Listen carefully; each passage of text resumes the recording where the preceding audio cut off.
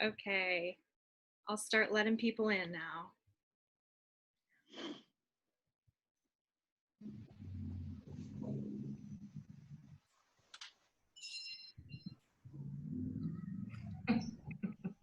Awesome.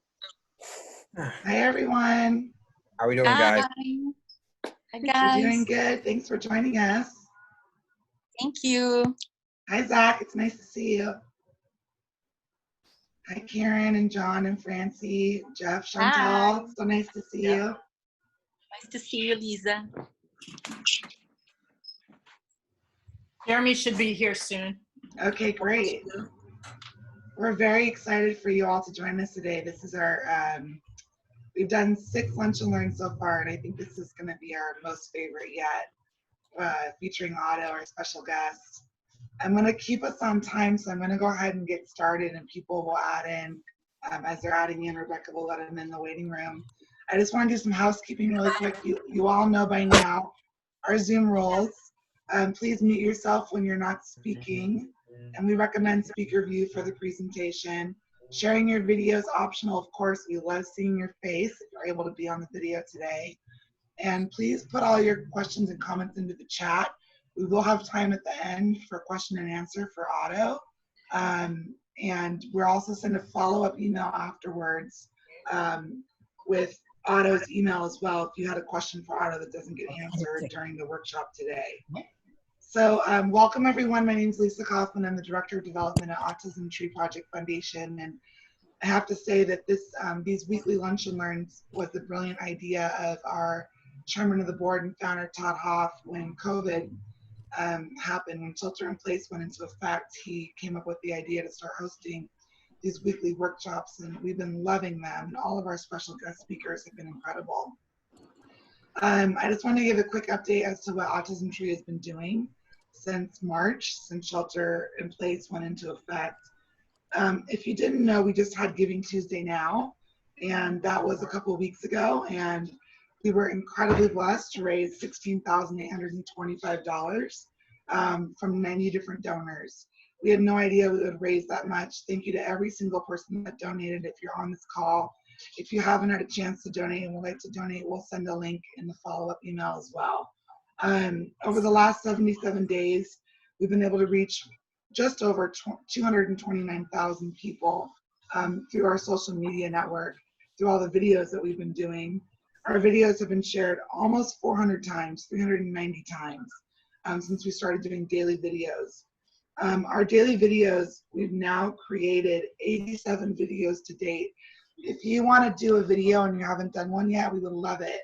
They're just supposed to be quick 1-minute videos that are fun and engaging for our families and our kids while they're at home during shelter in place. Our volunteers, our interns, our core team members, our donors have all been doing them. If you would like to film one talking about something fun to do at home, we would love it. So we'll send that also in the follow-up email. And we also started in April, in honor of Autism Awareness Month, we started a Reading with Autism and Tree series. And we have all of our volunteers reading a children's story. If you would like to read a children's story for our kids at home, we would love that if you haven't done one. So we'll also send that in the follow-up email as well. We posted 22 of those videos, and they've been reached and seen by over 23,000 people. So that's been pretty incredible. We've been able to transition 17 of our 20 programs and services to be virtual during COVID. And since we started shelter in place, 43 events have been hosted virtually through Autism Tree. And we have 12 more coming up between now and the end of June. So if you haven't yet participated in one of our virtual programs and would like to, please reach out to me or Rebecca. We'll get you guys signed up, and you can look at our link to our events calendar on the website and see what's coming up. All that being said, I'm going to pass it over to Dana Hoff, our volunteer executive director and founder, and she is going to be introducing Shelly and Otto today.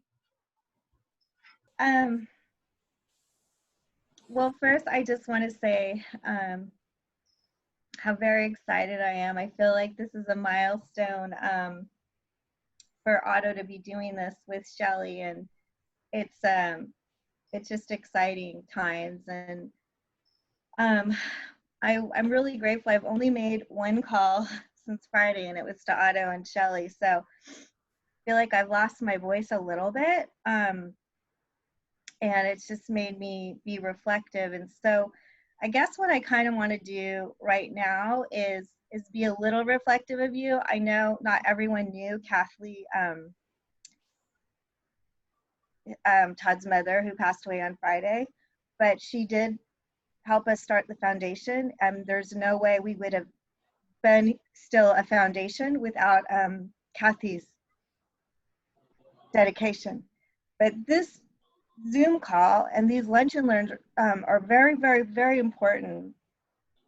And I'm not here to want to do a tribute to Kathy. I think that this is not the venue for that right now, but my emotion is going to come from that. So I just want to be real with where I'm at. But what's drawing me in today is, number one, Otto and Shelly.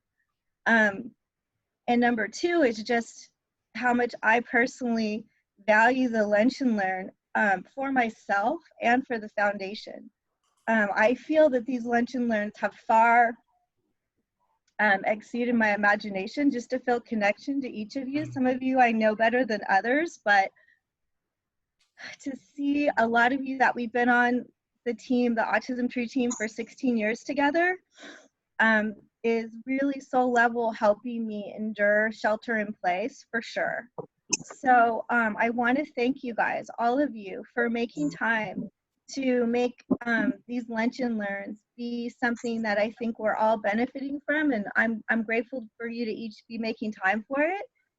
So when I'm starting out today, I know that Kathy passed away, but what I'm wanting to do is redirect it to each of you, and thinking about just for a minute, and it's going to lead to my introduction of Otto. I kind of want to walk you through like where I'm at, which is very personal, but I'm just drawn to doing it. And I think that's because I feel trust for all of you. And I feel trust for our Zoom calls, that we've all been able to share things, and we welcome that. And I know I'm going to learn a lot from Otto today, but what I want to say is, when I read what I'm going to read to you, I want you to think about this. I'm sharing me with you, and I've covered this before in past inspirations, but we have 724 trillion cells, each of us. We're all so different. We're all like an undiscovered universe. I mean, we're limitless in our possibilities. So I'm just sharing where I'm at today, and I'm welcoming you to take this moment with me to think about how you feel. Like, when I read this, give your love to someone who you think needs it, or think about someone that has blessed you, that maybe isn't here anymore, maybe someone that passed away. And just, we're all in different chapters. Some of you are so young, and that's okay. We're all going through different chapters and different seasons. But my hope is that when I do this introduction, if you want to type in anything that's positive that it helps you with, I'll be grateful, because what I don't want it to turn into is any kind of thing for Kathy. What I want it to turn into is something that I know blesses you in some way, while I'm looking forward to and honored to talk about how I feel about Otto and how grateful I am for him and Shelly being here today. So I'm going to start with the first slide, and it's sort of like a reflection that we're going to do together. The reality is that you will grieve forever.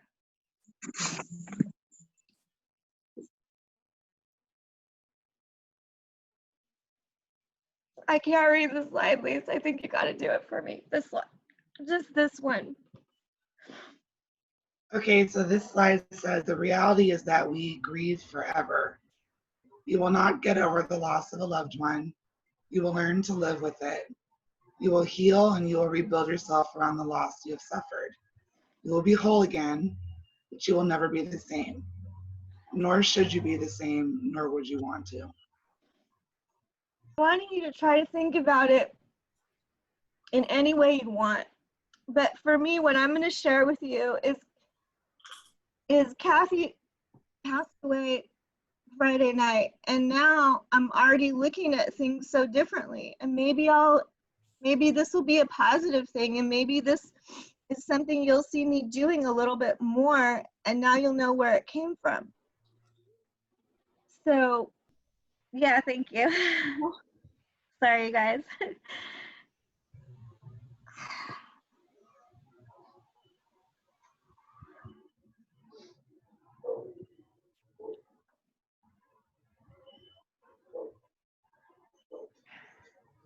Can you read that slide for me too? Yeah. Think of a loved one in your life that means the world to you. Then imagine what you have in your material belongings that connect you to that loved one. So if you were to pass away tomorrow, they would know these special belongings were meant for them.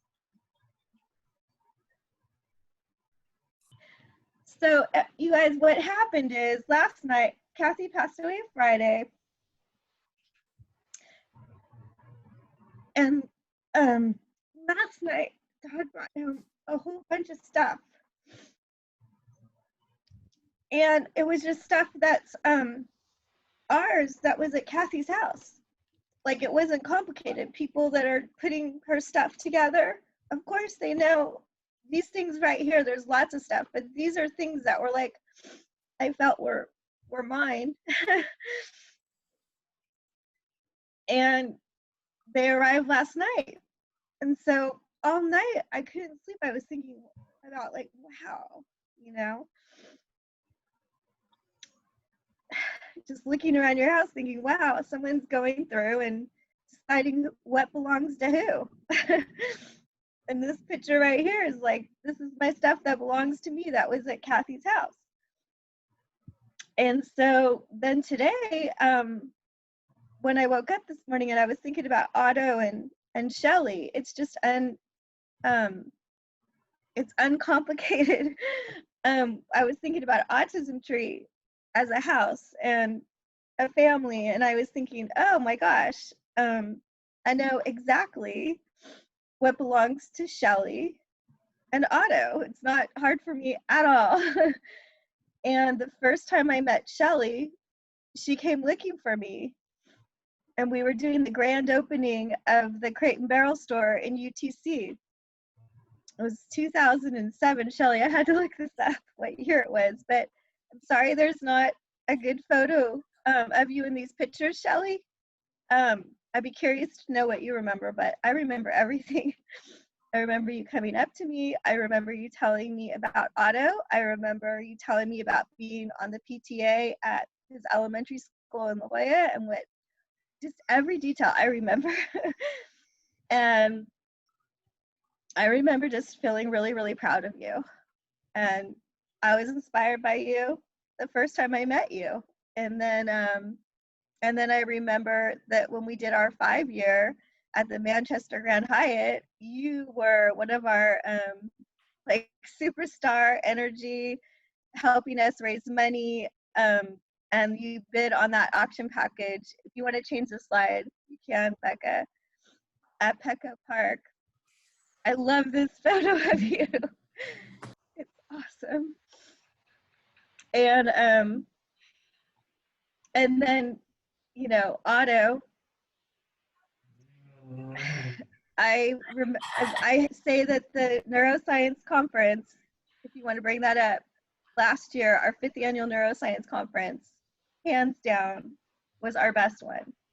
Absolutely, positively. And you had everything to do with that.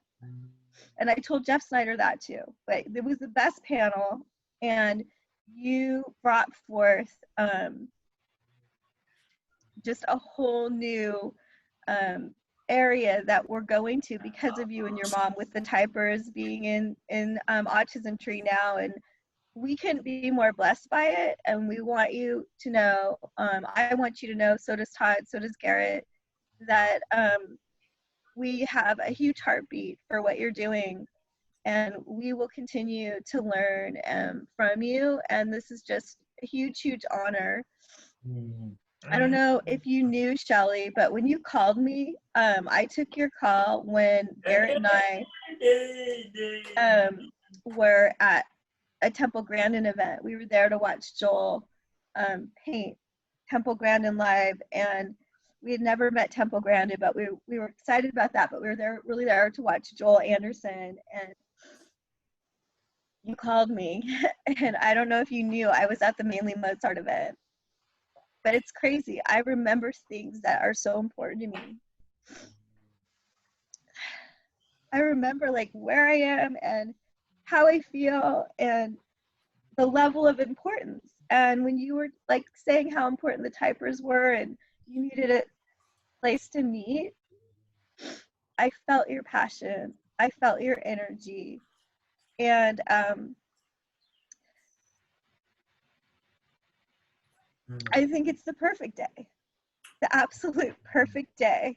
And this says every day we have a chance to make memories that last a lifetime. And that is just such a living color thing for me right now that I'm going through.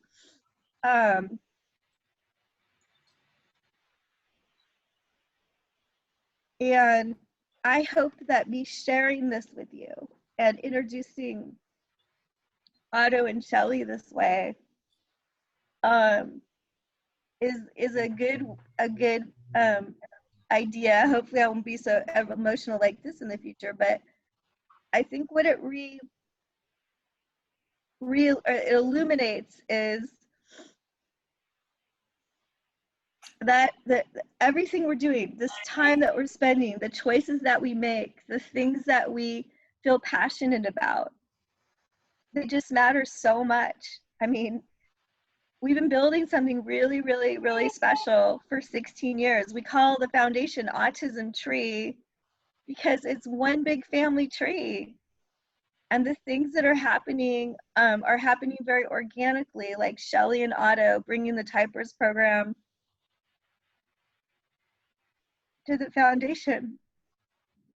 And I just feel really blessed that I'm introducing Shelley and Otto today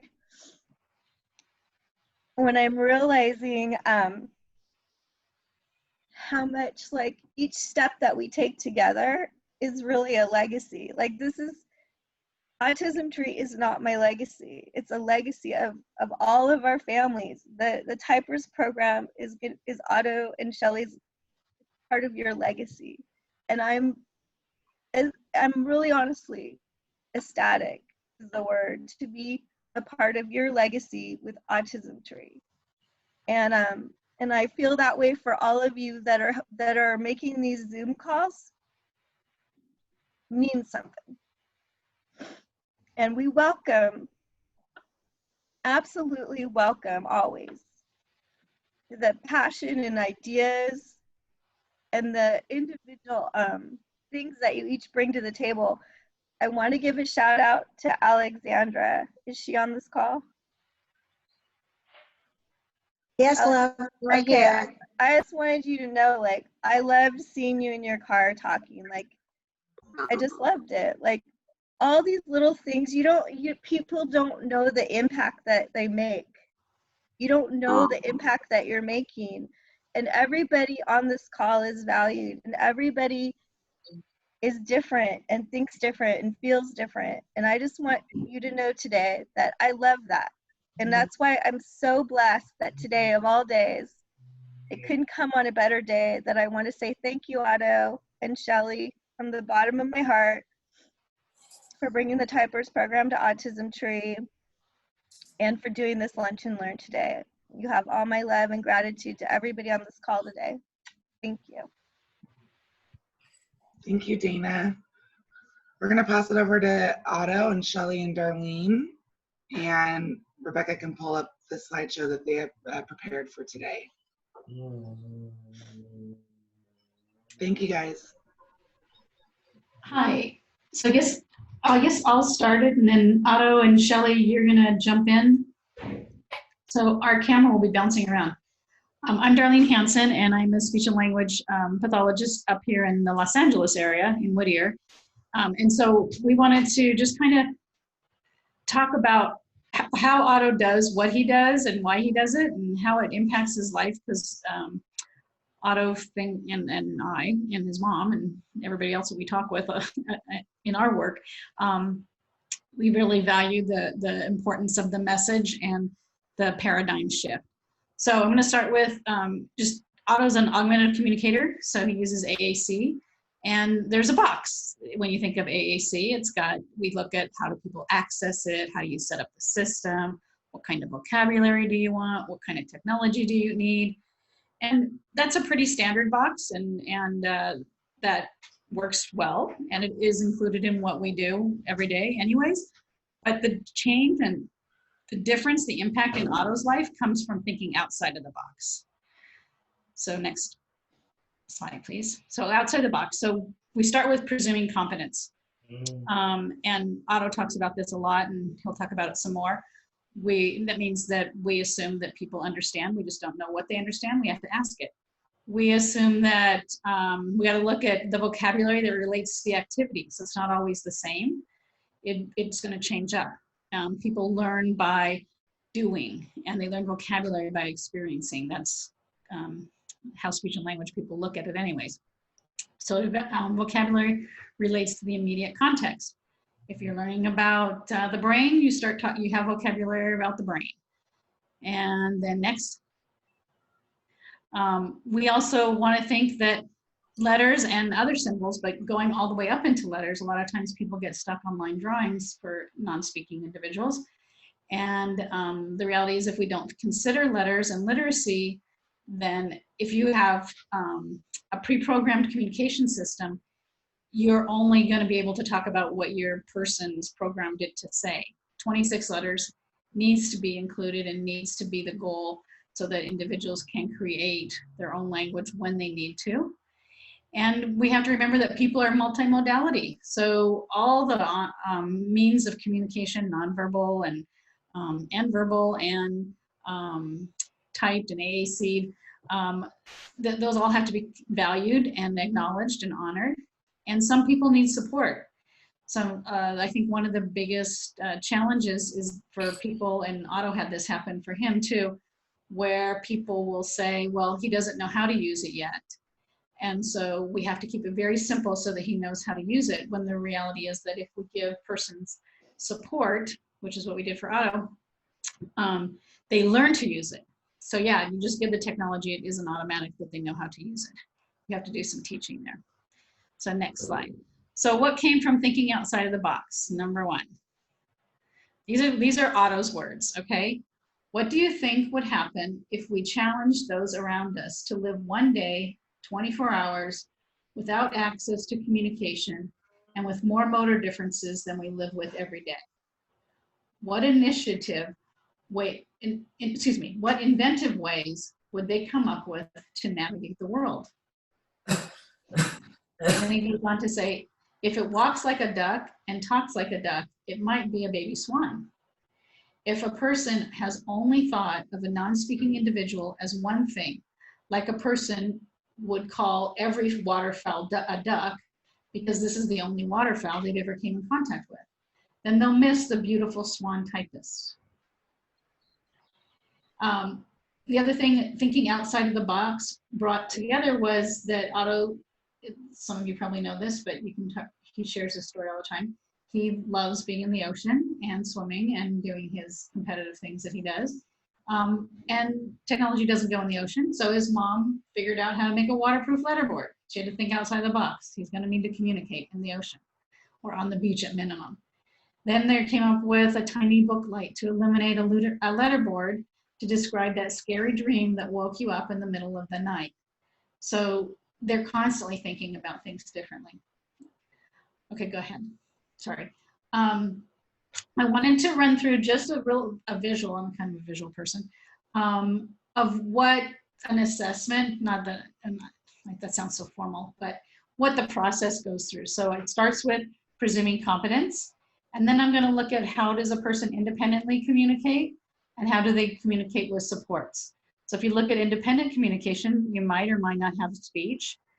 And then if you don't have speech, or if you don't have good use of speech, non-functional, we need to go for some AAC, of course. So just as a reminder for non-speaking people and limited speaking people, people who do talk but don't use it effectively, I think, and we kind of, Otto advocates, should have AAC introduced as well, because their communication is limited by their own self. Then we looked at supports. So motor system, attention, how do we physically organize them? What kind of prompting do we need to give? This is kind of a visual of how the process worked. But the outcome is how Otto does school, right? So we had to look at developmental versus presuming competence kind of goals. So if we'll scroll through these, developmentally, skills are learned and individually in domains. You need one before you can have to learn the next. They're skill-based. So he would make a choice, have a choice board of 2 icons, and we would predetermine what 4 icons he would use. And then we'd look for mastery. When we presume competence, we teach. And then we ask, did you learn that? We have a system set up. We provide support as needed. And the goals are more about how do you communicate what you learned. And then that looks like, for example, if you compare these 2 Otto would use a multiple choice board to answer a comprehension question. That would be any comprehension question. So his current level of communication is not compromised by learning that new skill. So you can see that there's not the predetermination of vocabulary there, and there's going to be way more opportunities when you think outside of the box. Otto, this is Otto's. Otto goes back to say special education, his life without communication. The special education box represents confined walls and a ceiling made of preconceived notions, outdated statistics, archaic pedagogy, and quite possibly a fear of change. And then his life with AAC, he says the AAC box can have limitations too. If we forget communication is important in all settings, not just to document progress on an IEP goal, we miss the opportunities for social growth and interpersonal relationships. And we talk about that all the time. So what does it take to keep it going? Creating communication opportunities throughout the day, constant shifting and reassessing to what works and what doesn't. That's Otto's take on it. Maintaining the ultimate goal of active participation, always being a part of it. And it takes a team effort. Otto went on to say, I have to continue to try even when I'm frustrated with things. So what's happening now? We wanted to put, Otto and Shelley wanted to put a little bit about COVID-19 life in there. So what's happening now? Now we have to do things from home for school, and this is his setup that we figured out probably in the first week or 2. Make home a classroom and educational center. I, my family, and my teachers are challenged with the need to be flexible while maintaining a boundary. So scheduling things for them particularly has been a challenge. Not on Otto's part, he's always available. But sometimes the school's not got the same availability, so it's been a challenge to accommodate everybody. Use the technology and integrate with teachers and friends. How will he demonstrate his work? Continuing my work from home is an example of generalizing my skills in other environments, which is fun to think about. It's an opportunity COVID created in a positive way. How to keep everyone in sync with his school day life. Just being connected. So Otto goes on to say, before shelter in place, I was making great strides in my using AAC in public places, ordering my own meals in restaurants, having conversations with cashiers at Trader Joe's, and figuring out ways to communicate in a darkened theater during a movie were some examples. These may not seem like big deals to you, but I didn't like to type in public at first. I was afraid people would discount me, even with all the effort my typing takes. But people really engage and enjoy my views. Most people are willing to wait for my witty responses, and if not, it's their loss. That, of course, has all changed. There are no restaurants or movie theaters open, and I do not venture out to Trader Joe's. I make opportunities for social interactions with an added layer of technology through Zoom, which has given me the ability to keep my thoughts positive, keep my typing skills intact, and remind me we are all in this together. And this is a picture of Otto, one of his Zoom friend groups that he is part of, and he says, and this is something he said just in a general conversation, but I thought it was poignant. Saying something in type is so natural to us. and so foreign to the air breathers on the surface. Put on a scuba tank and join the party. Otto, do you want to add anything to this now that we are in the moment?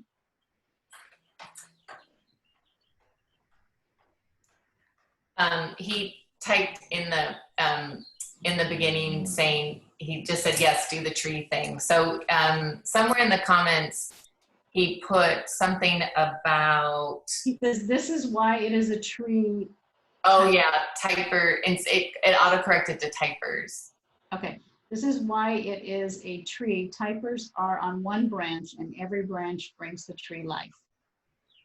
That's what he wanted to add, was that he's one branch of the whole tree of life, I guess, or autism tree or whatever. And he also was saying that he liked the slides of the tree because it looked like a Starburst tree. He was hoping that because Starburst is his favorite candy. So we can take questions if anybody has. I don't know if there were any questions in the chat here coming in. I didn't look. Did you look? Yeah, we can open it up now for anyone that has questions or comments for Otto and Shelly. You can type it into the chat, or you can just raise your hand, unmute yourself, and ask your question if you'd like to do it that way. I loved everything that you shared, Otto, especially about the challenges of being at home. he said, thanks for everyone's interest today. I have a question here from Zach. He says, how have your daily activities shifted since the safer at home started, shelter in place?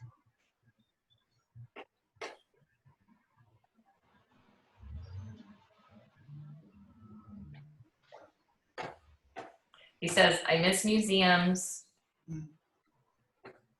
and my friends and my chair at the beach. I miss museums, my friends, and my chair at the beach.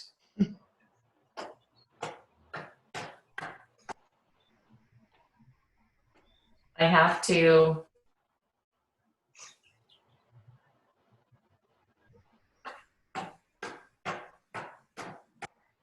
be on the move at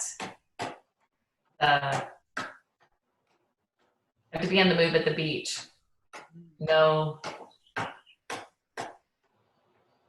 sitting. No sitting for now.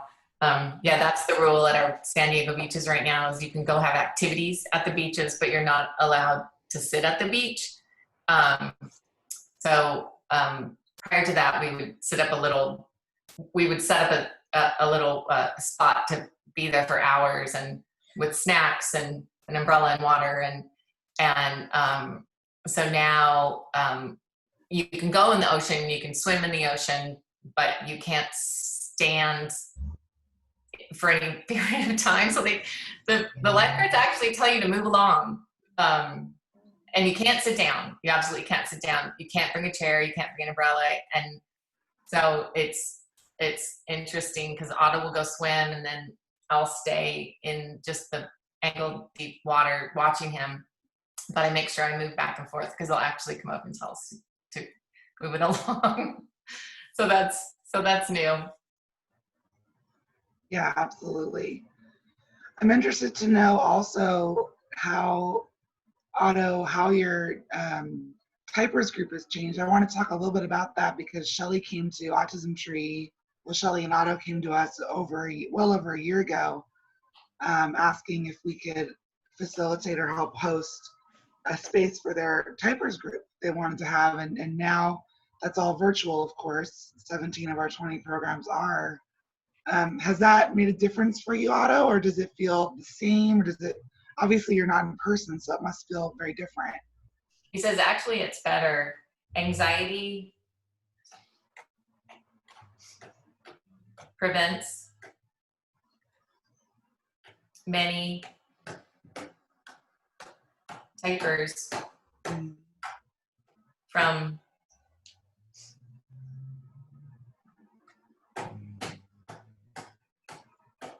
venturing out. So I've met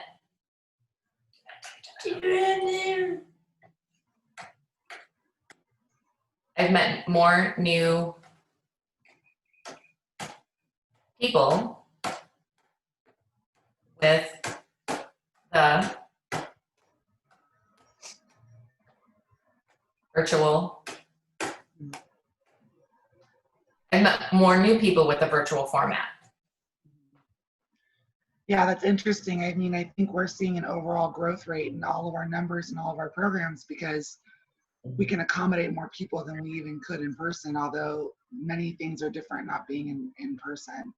Also, Shelley, for you as a mom, how has it been doing all the teletherapy at home during this time with Otto? I mean, it must feel very different than the in-person therapy for you. Yeah, because Darlene did a type of therapy that's sort of like physical therapy for Otto's face. Mm-hmm. So he's been working for 2 years on the prompt method, where she's helping him recognize how to control his breath to create speech, to create oral speech. So there's a lot of muscle coordination that happens with that. And so with the teletherapy, that's more challenging. But with the best practices of typing and the idea of being able to communicate as an independent typer, that still works really well because it's just technology, not face to face, but the typing has progressed, and it also gives Otto the opportunity to not rely on Darlene or me because we're in separate locations because it's virtual. So it's forcing his hand to be more independent, and you saw the picture of the monkey arm. So the idea that we're trying to move towards no one even touching the keyboard and him being able to type completely independently, that's sort of forcing his hand in that area. But he does miss the whole type of therapy where it was about speech production. He really wants to be able to produce oral speech at some point in his life. So I know we'll get back on track with that. But some of his friends, who are young adults who are in their 20s, have been able to access that ability to coordinate their bodies enough to create words and to speak orally, and that's such a wonderful accomplishment. And so that's what he wants to do. It makes your life much easier if you can produce some meaningful functional language. Of course, he most likely will never be able to be as fluent as he is with typing, but to be able to get some wants and needs met, or even just some of his conversation started, will be a milestone for him. So that's the one thing that we miss out on, is that human touch. But yes. But just the same, the idea that we at least get to have the communication part and the connection part, and the fact that it has the split screen, so that one where you saw all his friends, that's very meaningful, and it's really important for us to do it. I have a comment here from Karen Wright. She says, Otto, you are extremely articulate and a gifted conversationalist. You are a gift to the world. You have so much to share. And Emily Rangel said, I so agree with, and second one, Karen said, facts. And Molly said, I'm so impressed and inspired, Otto. Can we see what your typing board looks like? This is one of the waterproof boards that we use. It's on a thing called TerraSlate.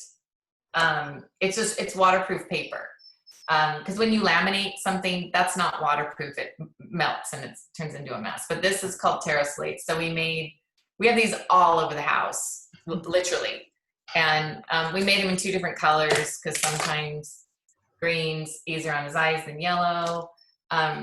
The keyboard that he uses that it's kind of below the camera was the picture that was in the slide. That we have a monkey arm that connects it to the table, so it stabilizes it. It's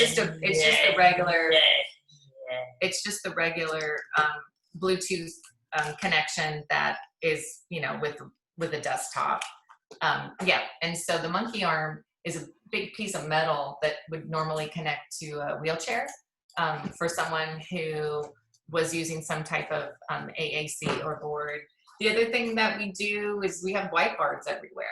So say I've been typing with Otto for 5 years, so I'm pretty adept at being able to hold the board, but not everybody is. So, you know, you can always write some choices just with words on a whiteboard. So we have whiteboards all over the house, and, you know, whenever we're out and about, I have a tiny whiteboard in the car, because sometimes just, you know, do you want French fries or a Coke? You know, if we stop somewhere, whatever the case is. So that goes back to the multimodality of having things available all the time to give him the opportunity to participate in a conversation or just feel a part of a situation. Yeah, I found that very interesting because from my limited knowledge, I'm not as a speech language pathologist like Darlene or other people on this call, but I've always known that we're supposed to give our kiddos choices. But I loved what Darlene shared about what she does with Otto, where Otto has 4 different choices, like the example of the 4 visual icons, the eat, drink, bathroom, or break. Otto, do you feel like 4 choices is enough for you when you're given those choices, or do you feel like that limits you, or is it just right? You know, I think it's because what I've experienced is majority 2 choices. So I love the idea of 4. I just wanted Otto's opinion on that. He said, no, it's not. I want the word none too. So usually what we do on that is I always advocate for 4 choices, because 2 choices leaves you with 50-50, and then inevitably the person assessing you will say, well, there's a 50-50 chance that he's got what he really wanted. And then we set that up. So the 4 choices, there's usually most often there's 3 choices, and then 1 is a question mark or something that indicates something else, because we might have guessed wrong. And we want the person to be able to say that, nope, it's not even on there what I want. Recognizing that we're not mind readers. And so we may not be in the right ballpark. And then teaching and empowering the communicator to just say, no, you guys aren't on the same page as me right now. So we just put a question mark. Well, unless there really are only 4 choices, of course. Yeah, for sure. And that's what I really liked about the approach that Darlene uses for communication versus some of the other behavior intervention stuff that we would have at home. Because when he wouldn't make a choice, when he looked at his choices and wouldn't make a choice, and I would say, but what if he doesn't want any of these things? Mm-hmm. And their attitude was, well, you don't get what you want in life, so sometimes you just have to pick the best.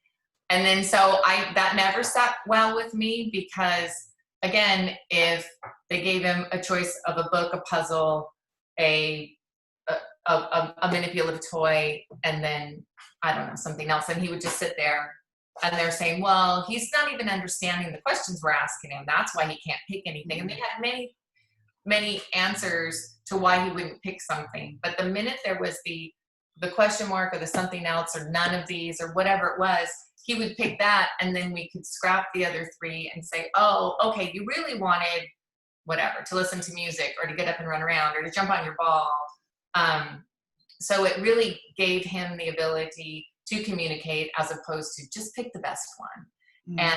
And that's what I really felt empowered him to want to communicate more, because he felt like his choices and his opinions were valued, as opposed to, it doesn't even matter what I pick, I just have to pick one of these 4 to go on to the next task.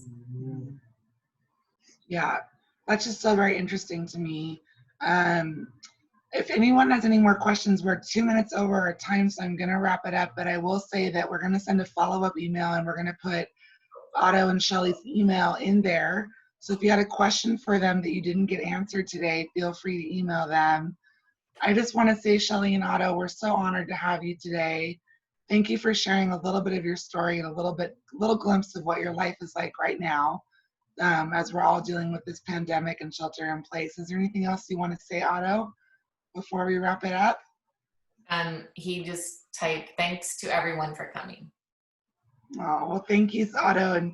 And if anybody ever wants to join Otto's Typer group or learn more about that, please reach out to me and Rebecca or Shelley.